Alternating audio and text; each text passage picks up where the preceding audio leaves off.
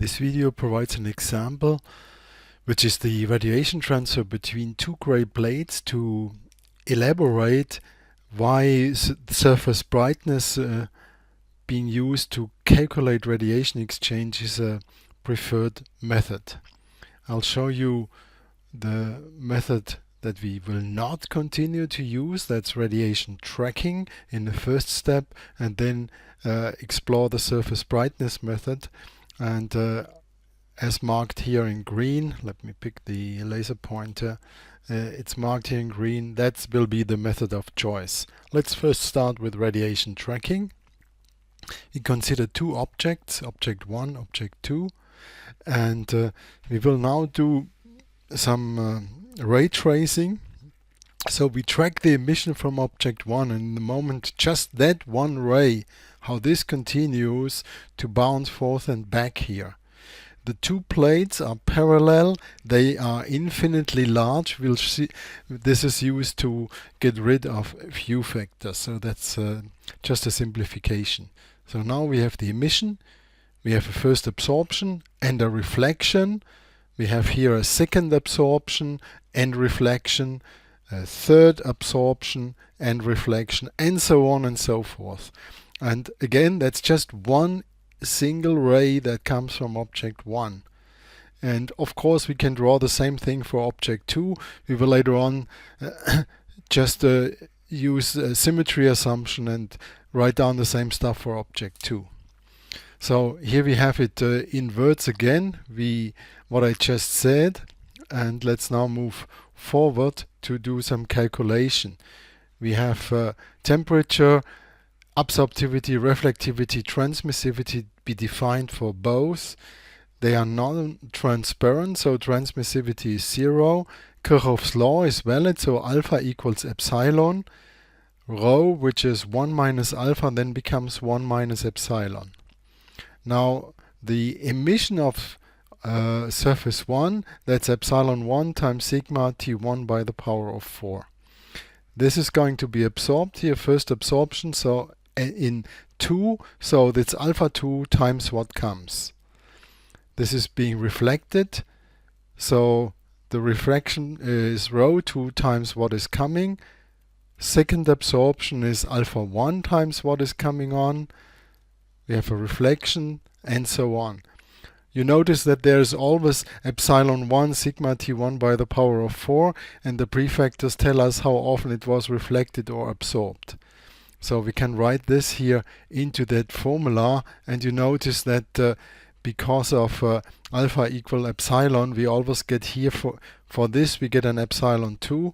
So we always have a sequence which starts with epsilon 1, epsilon 2. And this is for all the reflections we get 1 minus epsilon. And we can continue this for endless rays, and at the end this is an infinite sum.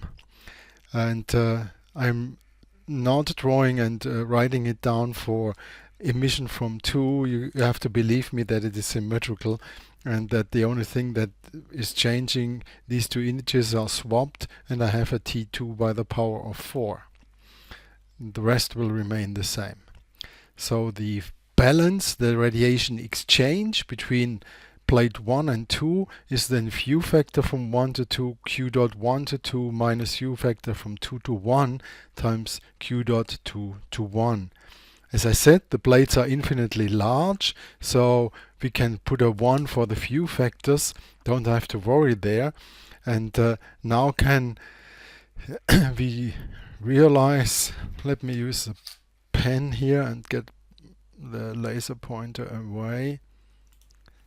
We see here there's always this epsilon 1, epsilon 2, so we have brought this here in front of the expression, and this is times the expression in brackets. And the expression in brackets can be solved. You see here this substitution, and this makes here then for the bracket term, this is x by the power of 0 plus x by the power of 1 plus x squared plus x tripled plus and so on. And the sum that's written down here for argument x smaller than 1, and that's true, 1 minus epsilon, and even the product of these two, that's always smaller than 1. So this infinite series has a finite value, which is 1 divided by y divided by 1 minus x. If you write that down, you see here, that's, sorry, I need to take my, so that's basically my bracket term, x by 0 and so on. The prefactors are already given there. So that was the complicated y. Now let's have a look at the easy y. Now we use surface brightnesses. What do we have? From each of these surfaces we have emission and reflection. And it's just reflected what comes from the other side. So that's reflection of surface brightness from object 2 at object 1 and vice versa. Now if we look at the net radiation transfer, that's surface brightness of 1 minus surface brightness of 2. Same setup of the problem. Let's just have a look. That's the what is being emitted and what's being reflected. And that together forms the surface brightness if I multiply it by the area. And the same thing holds for object 2. Again, multiplication by the area, including these two terms, gives me q dot 2. So I can immediately write down here q dot 1 and q dot 2. Now on the right hand side we have the formulas for that. There is the emission part that includes the black body intensities, which are related to the temperatures, and there we have q dot 2 in the formula for q dot 1 and vice versa. So these two equations are interconnected. If we put them into one to each other, we end up with such an expression for q dot 1 2 primes and for q dot 2 2 primes. We've got rid of the areas here.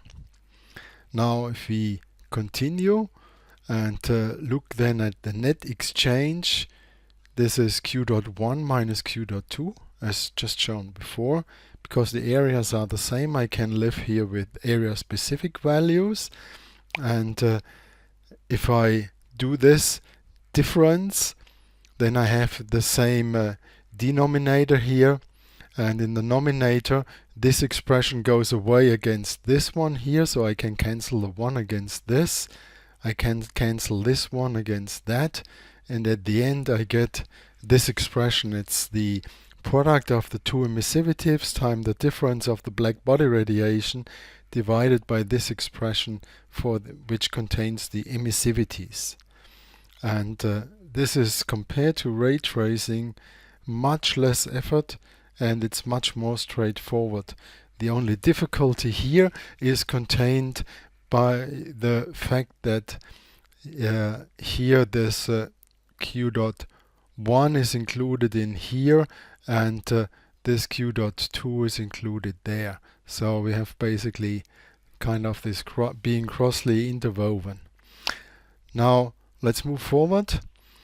The comprehensive questions that are coming from here is this radiation tracking a reasonable method? If so, when? And why is the use of the surface brightness a more elegant method? Thanks for listening.